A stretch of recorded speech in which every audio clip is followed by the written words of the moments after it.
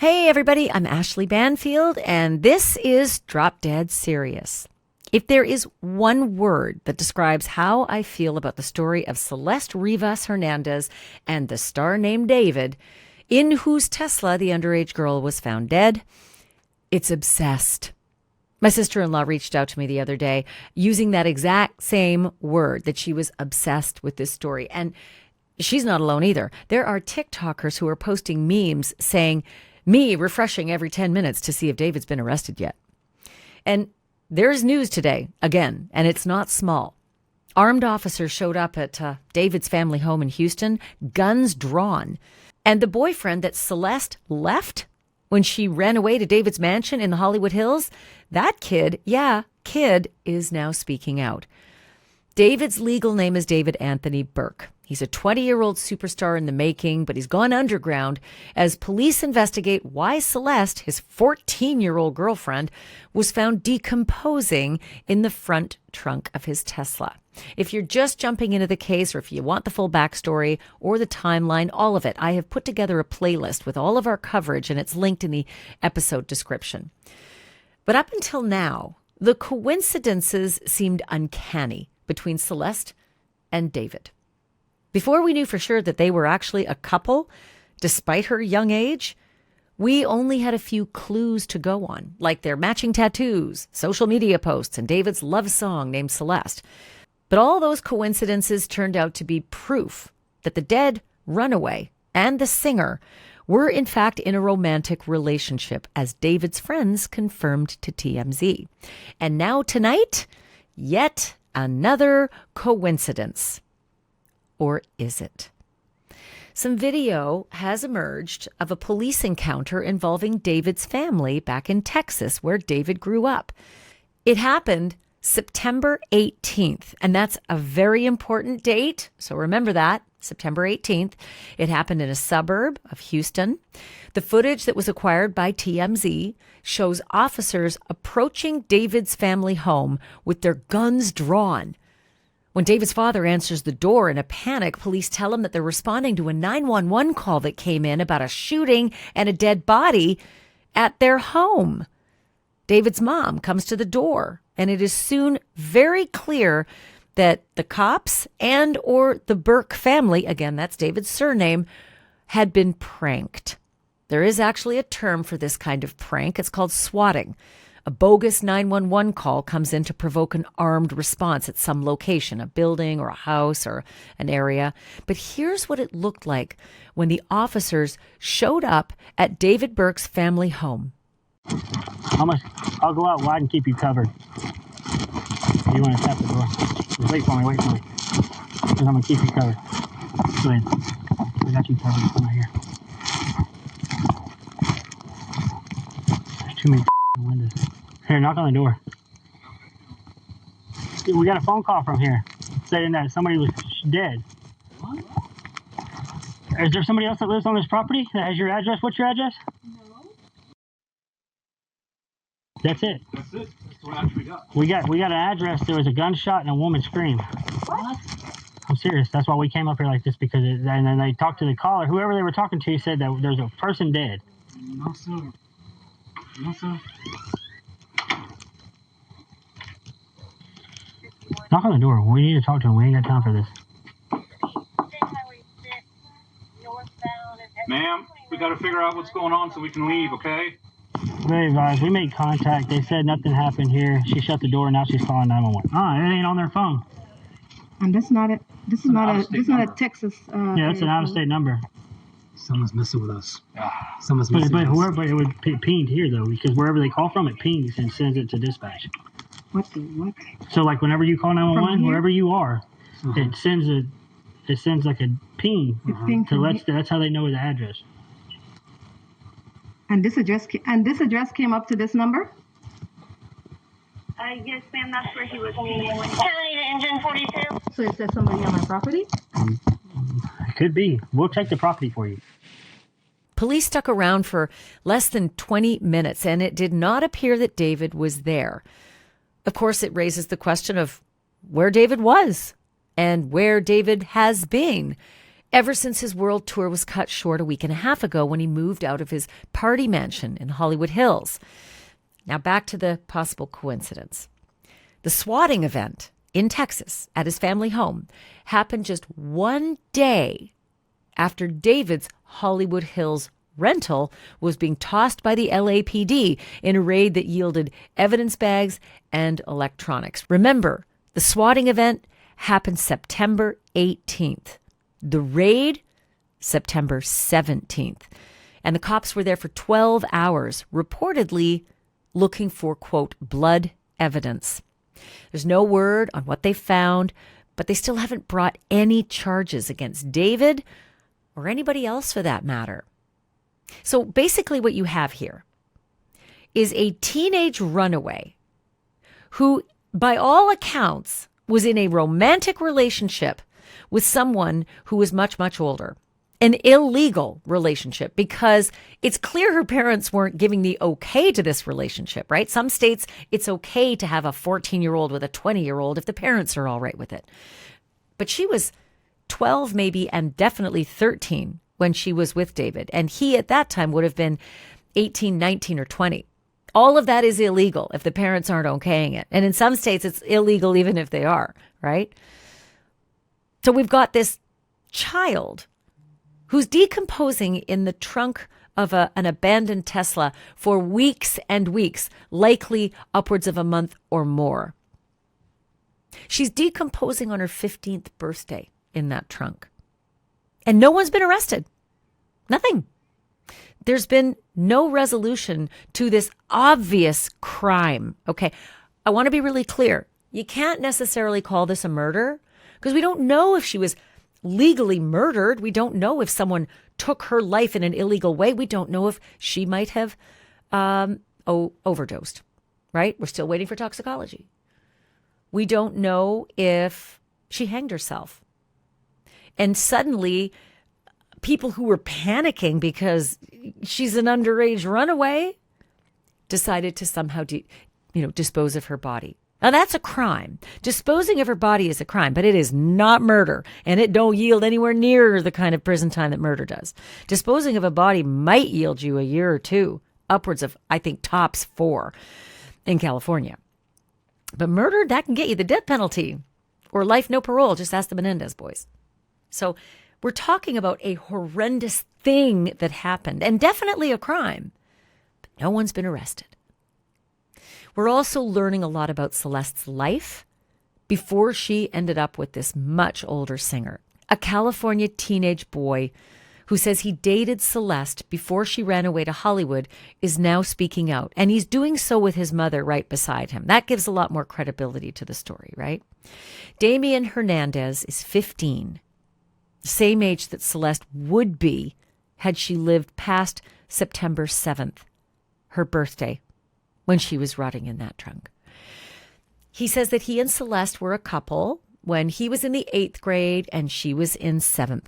In an exclusive interview, again with TMZ, that's been like a rocket ship on this story, he says that Celeste was indeed unhappy at her home and may have been running away from her family as much as running to her rich and famous new boyfriend. But before I play you this 15-year-old boy's interview, which I think is really insightful, I would like to thank you, and Atlas would like to thank you. Honestly, even though he's sleeping, he's very, very happy that he's here with us. I want to thank you for supporting this podcast. You know, we just couldn't do this if it weren't for you. We'd be sitting here in a very quiet studio talking to a camera for no reason. I couldn't do it without you. I love our little community. I also couldn't do this without my sponsors. And Medical Guardian is one of my sponsors. And listen up, if you got a senior or, in your family, or you are a family, if you know a senior, this is really important information. On Drop Dead Serious, we talk a lot about emergencies that can change lives in seconds. But the truth is, preparation can make all the difference in how those moments unfold. Every year, 1 in 4 Americans over the age of 65 experiences a fall, and millions, unfortunately, lead to serious injuries. Quick access to help is critical, and that's exactly what Medical Guardian delivers. With one press of a button, you're connected to a 24/7 US-based emergency operator who knows your name, knows your location, and has emergency contacts for you. They can dispatch help. They can alert loved ones right away, even if you are unable to speak. Medical Guardian isn't just for falls. We've heard so many stories of members using it during car accidents, sudden allergic reactions, and more. Their sleek devices work nationwide with 4G, LTE, and Wi-Fi with optional fall detection that can call for help automatically. This is not about living in fear. It's about living with confidence and also staying in control no matter what life brings. Right now, Medical Guardian is offering all of our Drop Dead Serious viewers, are you ready? 75% off the top rated devices. You just need to visit medicalguardian.com/DDS75. Or you can call 1-800-486-3080. Again, 1-800-486-3080. And by all means, use my code DDS75, and that's how you get 75% off. So what do you have to lose?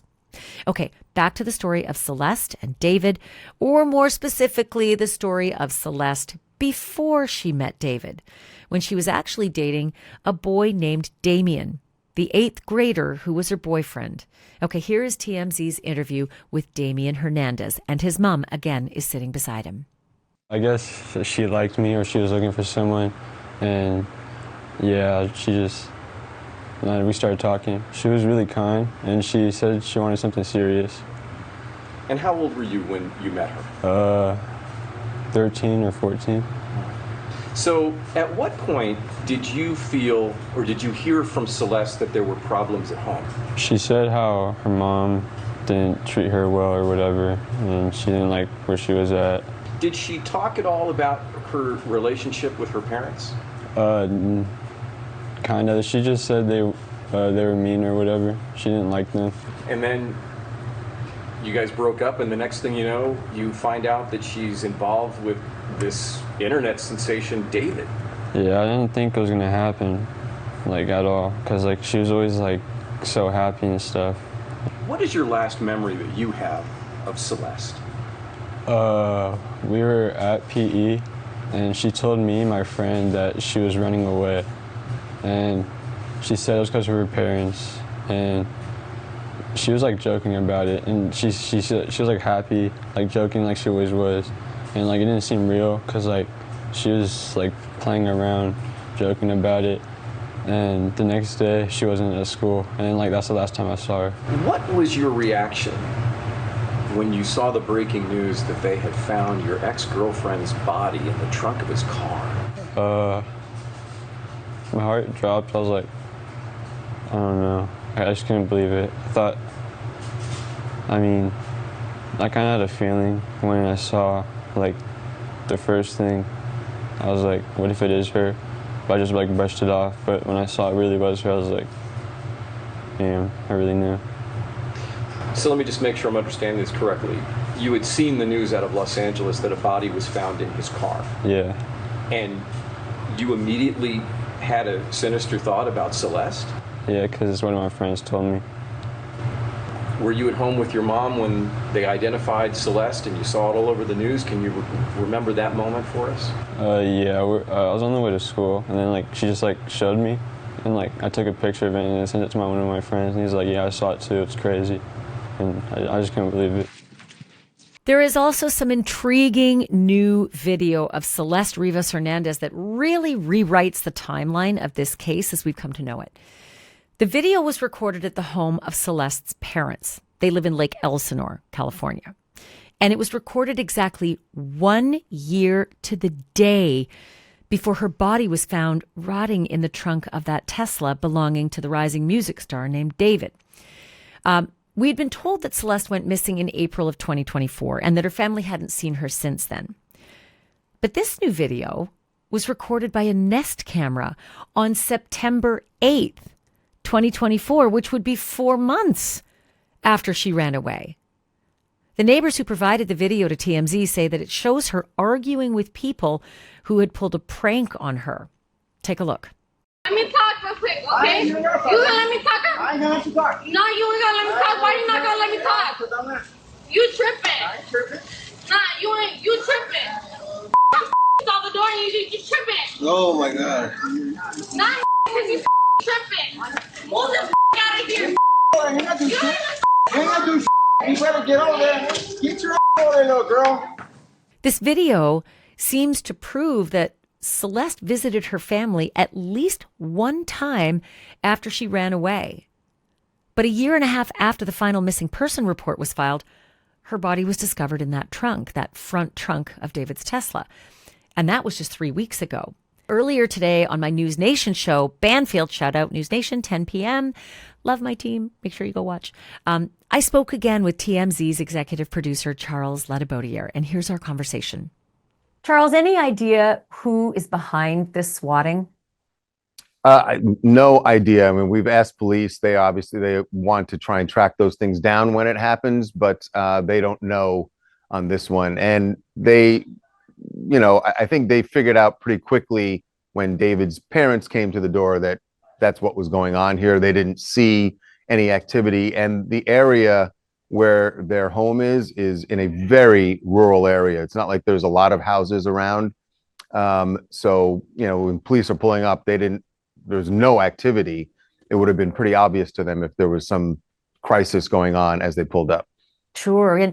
But you can't escape the date, September 18th. And it's a day after the LA house that he was renting was raided. Coincidence or something more? It does seem strange to say that this is coincidence. And his parents said to the police, somebody is messing with us. And clearly, even if David wasn't at the house, his parents are aware of what's going on back in LA. And I think at that point, you got to remember, David's name had been out there enough.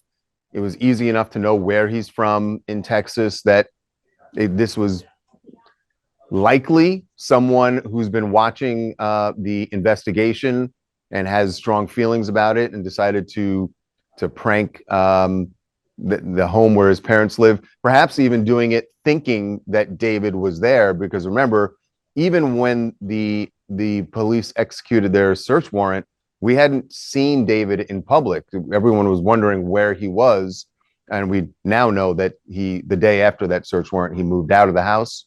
But we haven't seen him since. So, I'll be honest, Ashley, when we got this body cam, the main thing we were looking for, we knew at the point we ordered the body cam, we got it from police. We knew that this was a swatting incident. What we were wondering is whether or not when they went to the house, whether or not they would see David there. Didn't turn out that way. And that was fascinating. You're right. The story was already really popping.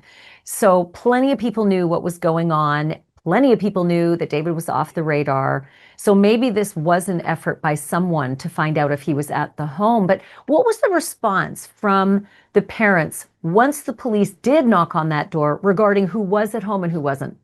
So they said to the police that their daughter was there and also their son, which immediately we thought, oh, is that David? Did she just confirm that David's there? We went back and looked and found that we knew that David had a younger sister. There was also a younger brother who clearly lived there with their parents. They're both minors. So that's who we think they're talking about. Is it possible that David was there and they just didn't say anything? I guess. I don't know if they would be thinking that way. So, sure. So David, from what we gather, is that his mother was really heavily involved in his career. There's apparently a video saying, he had to ask for her permission to use, private plane, which makes me wonder if David would have been able to travel back and forth to Los Angeles during this tour, if he were involved in anything nefarious, without her permission and without her knowing exactly why. I think he could have. I know that she was involved in his career, but she is not officially his manager, and he is now, adult age. Certainly, when he was a minor and getting started in the business, she had a lot of say in what was going on. But he's managed by people at his label now. So there's nothing we've heard that makes it seem like his mom had that much control over him at this point. So I don't think necessarily she knew exactly where he was, at every moment during this tour. So whether or not she would know his whereabouts during that time when the body was found and the weeks right before that, I don't have any indication that she would. I expect that they have been deluged with, requests for comment, but I wonder if the police have paid them a visit. My expectation is that possibly yes, given that he spent some time at that house. But let me switch gears to Damien Hernandez, a 15-year-old boy. TMZ scored an incredible scoop with this boy and got an interview with him. He was ostensibly Celeste's last boyfriend. Take it from there. Yeah, Damian I think the right description for him is her last boyfriend before she ran away, before she started running away in early 2024. He said they met when they were, he said either 13 or 14, but probably 13 because he's 15 now. But he said that they met through mutual friends. The way he had heard it was that, she was looking for a boyfriend, like a serious boyfriend, and they started dating. And he said that they had some interesting conversations about her home life, and it clearly stuck with him. He said that he recognized right away when the story, he and other people in school recognized when the story came out about this body being found in David's car. They were all aware of her relationship with David. And did she say to this boy, Damien, what her relationship with her parents was like? Yeah, what he told us was that she described it as not a good situation. He said that she would say that her parents were really mean, and that she didn't like being at home, and in fact announced to him and other friends that she was planning to run away because she didn't want to be around her parents. Now, you kind of think that's something teenagers typically say, right? At some point, all teenagers go through this with their parents and they say, oh, they're too mean, they're too strict. It sounded like it was something more than that, at least the way he said that Celeste was describing it to him. Did he indicate that she'd ever said that she was abused in any way? No, he didn't say that there was any abuse. It was just more about her not liking the environment that she was in. Beyond that, anything else he said beyond that, like I said, was hearsay. And we obviously are still trying to talk to other people in town who knew Celeste, who knew her family, to get more information. But, we're also still continuing to try and get in touch with her parents. We told you that we spoke to her mom early on, right after or right before they confirmed that the body was Celeste's, but we have not been able to get in touch with her since then. And I think for obvious reasons, the family has kind of gone underground, and we have, they're not doing interviews anymore. Yeah, there could be so many reasons for that. Totally understandable. With Damien, this 15-year-old boy, did he indicate at all why they broke up? Was it David that broke them up? He didn't say that. He said that she basically said, that she was going to be leaving. He said that it's funny, our producer asked, were you upset about that? And he's like a kid. He just went, no, not really. I kind of figured we were just friends. I already had realized that we're just going to be friends. And he was like, kind of, I'm cool with that. So he wasn't heartbroken. I think we even asked him, were you heartbroken? And he's like, no. So he's clearly had moved on at that point. But he said that it was really upsetting once he saw the news. Then they saw the news about the body being found in David's car. He and other people in town, in school, he said, were concerned that it might be Celeste, which is interesting because that's exactly what Celeste's mom said to us when we spoke to her, which was before they had identified the remains. And she just said that she had this really horrible feeling that it might be her daughter. So people and kids in that town were certainly watching this story and were worried. He said it was upsetting to him when he found out that it was Celeste, and he felt like he wishes that he and other people in town had took it more seriously when she said she wanted to run away. She confided that she did want to run away. Yeah, and we now know that she did multiple times, you know, that she ran away, and was one time the police brought her back, and then she ran away again.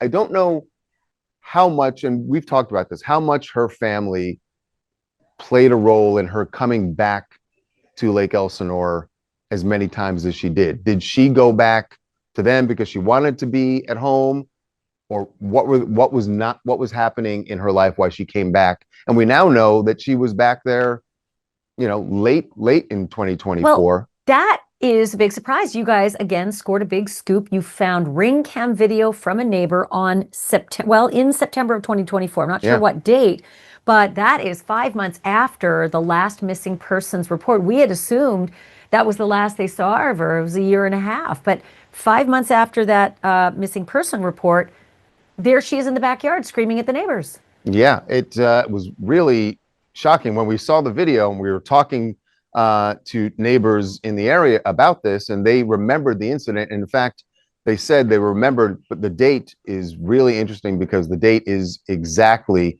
1 year before her body was found in the Tesla while the car was in that impound yard. They remembered first she came over and was yelling. Some kids in the neighborhood had been playing a prank. They were like ringing the bell and running, and she came over to yell at some of the kids that she thought were responsible for ringing the doorbell at her parents' house. And when she walked away, the neighbors were kind of like, hey, wasn't that the girl in the poster who was on the posters? They'd seen the posters up. They said that her family members did walk around town that summer showing everyone the posters saying, hey, have you seen Celeste? Have you seen Celeste? So it was in their heads. And then when she was yelling, they were like, oh, I guess she must have come back. They found her, and they didn't think that there was anything. Like they admitted that no one ran to Celeste's parents immediately and like, hey, we saw her. They knew that she was at the house. So they just assumed she'd returned. They'd assumed she'd returned. And in fact, the neighbor that she was yelling at, the neighbor's boyfriend went over to Celeste's parents the next day and talked to her father and said, hey, just want to apologize for this mix-up. Clearly your daughter thought that, you know, our kids were responsible for it. And he said that the dad was just like, no big deal, whatever, it's just kids. There was no concern about Celeste that the neighbors detected when they went and spoke to her parents. So she was clearly there. They didn't say, oh, what are you talking about? Our girl's not here. It was clear that she was there. Yeah, she was there. What we don't know is, was she just there visiting? Was she there for her birthday?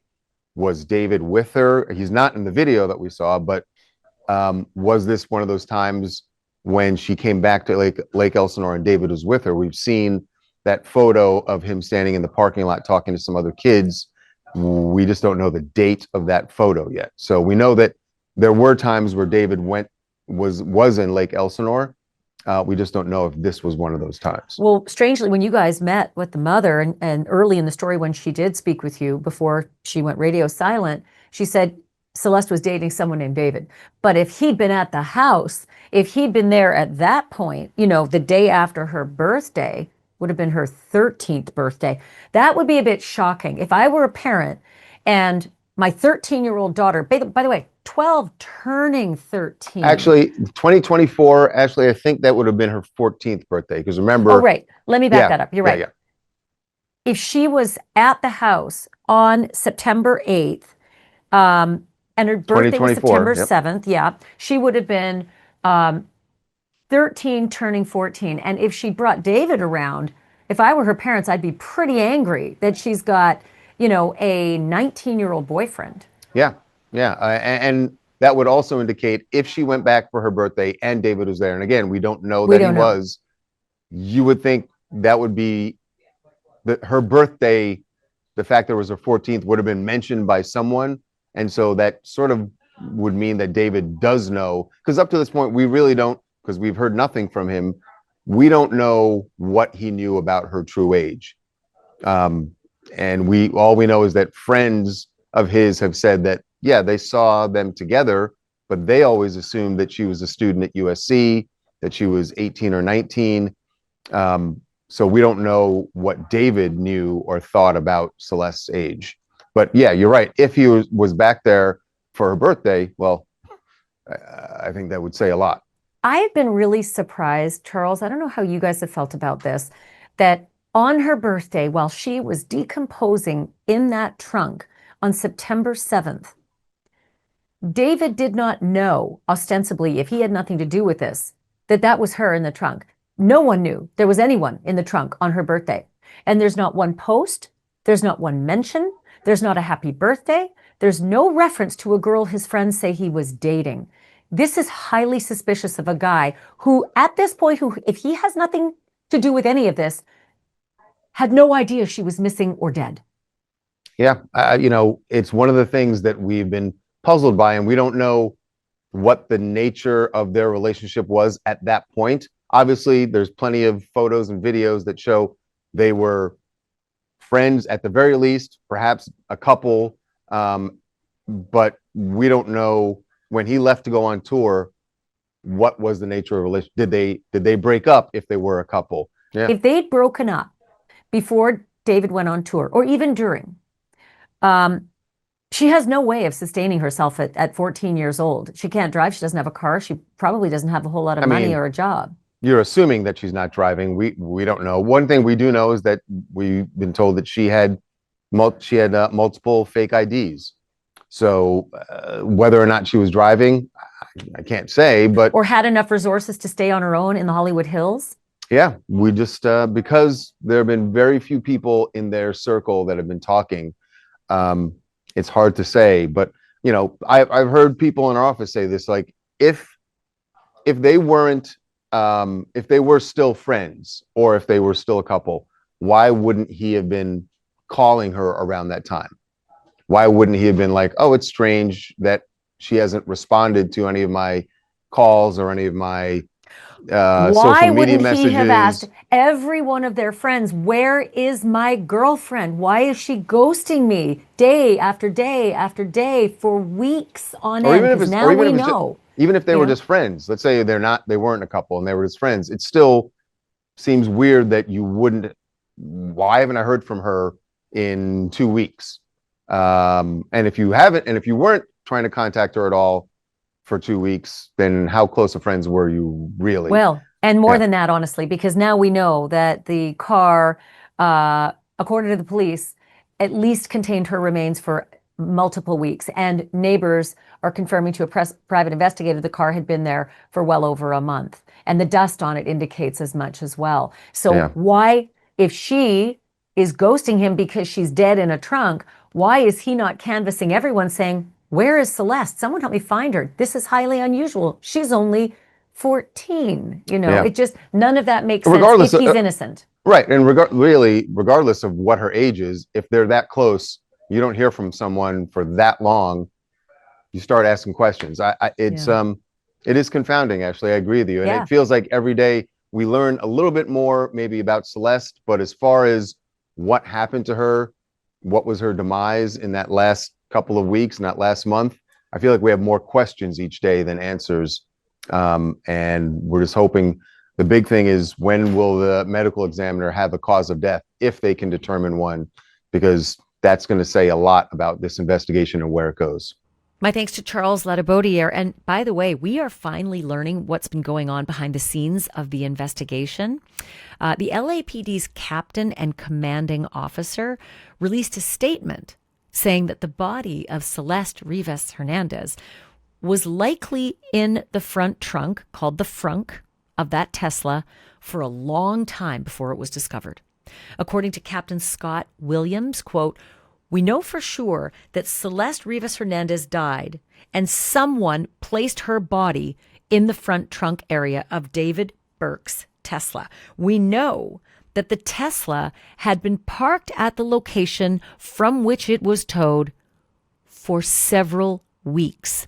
So it's very likely Celeste Rivas Hernandez had been dead for several weeks prior to her body being discovered. Look, this tracks with all of our reporting last week when we spoke with a private investigator who tracked down the tow reports for that Tesla.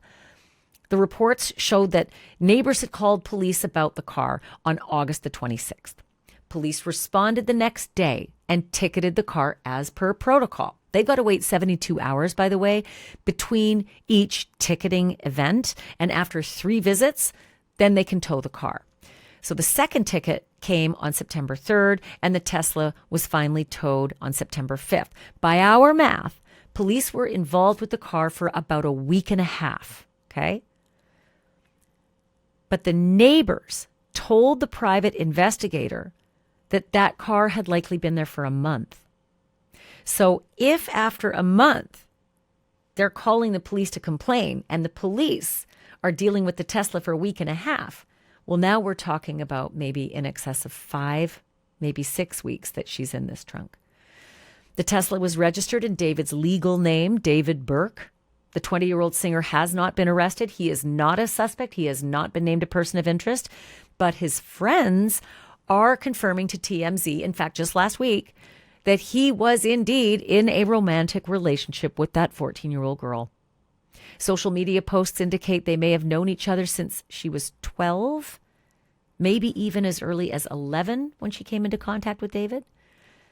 Captain Williams of the LAPD responded to the friend's characterization as well by saying, quote, "As far as their relationship, it would be premature for me to say anything. We are looking into everything." An important piece of the puzzle that has yet to be determined is Celeste's cause of death. The medical examiner has deferred the cause of death. The medical examiner has deferred a cause of death while they wait for toxicology results. But one thing they have determined is that Celeste was not pregnant when she died. Let me repeat that. She was not pregnant when she died. And guess what? They were also able to determine that she had not been pregnant in the past year. You can knock me over with a feather. I had no idea that you could actually test somebody for an entire year to find out whether they were pregnant or not. But that's what the medical examiner was able to determine, that no, she wasn't pregnant, and no, she hadn't been pregnant for the last year. There'd been so much speculation online that maybe she was pregnant with David's child, right? Maybe that's why this happened. Maybe, again, big maybe, she's pregnant with his child. He freaks out. He kills her. That's why she's in the trunk. Or she's pregnant with his child. Somebody else freaks out who has his interests in mind, maybe family or management or someone in the business, and kills her and puts her in the trunk. Or maybe she's pregnant with a child and she's so distraught she kills herself over the fact that he doesn't want to be a father. These were all the theories. Well, now none of those theories can play out. She was not pregnant.